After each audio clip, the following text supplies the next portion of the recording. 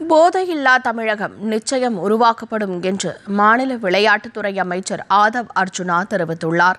புதுச்சேரியில் நடைபெற்ற 76வது ஜூனியர் தேசிய கூடைப்பந்து சாம்பியன்ஷிப் போட்டிகளை புதுச்சேரி முதலமைச்சர் ரங்கசாமி, இந்திய கூடைப்பந்து சம்மேளன தலைவரும் தமிழக அமைச்சருமான ஆதவ் அர்ஜுனா ஆகியோர் கலந்து கொண்டு போட்டியை தொடங்கி வைத்தனர். அப்போது நிகழ்வில் பேசிய ஆதவ் அர்ஜுனா, போதையில்லா தமிழகத்தை உருவாக்க வேண்டும் என்ற மிகப்பெரிய பொறுப்பு தன்னிடம் ஒப்படைக்கப்பட்டுள்ளதாக தெரிவித்தார். புதுச்சேரி முதலமைச்சர் ரங்கசாமியை விமர்சித்தவர்கள் அனைவரும் காணாமல் போய்விட்டதாகவும், அதேபோன்று முதலமைச்சர் விஜயை விமர்சிப்பவர்களும் காணாமல் போவார்கள் என்றும் அமைச்சர் ஆதவ் அர்ஜுனா குறிப்பிட்டார்.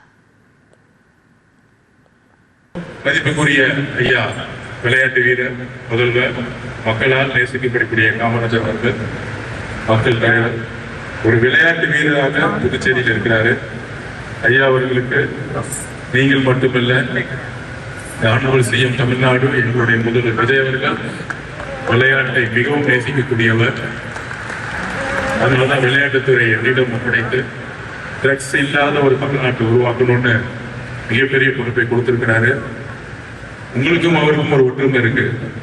உங்களை யார் விமர்சிச்சிருந்தாலும் நீங்க அமைதியா இருப்பீங்க, யார் விமர்சிச்சிருந்தாங்களோ அவங்க காணா போயிடுவாங்க அரசியல்ல.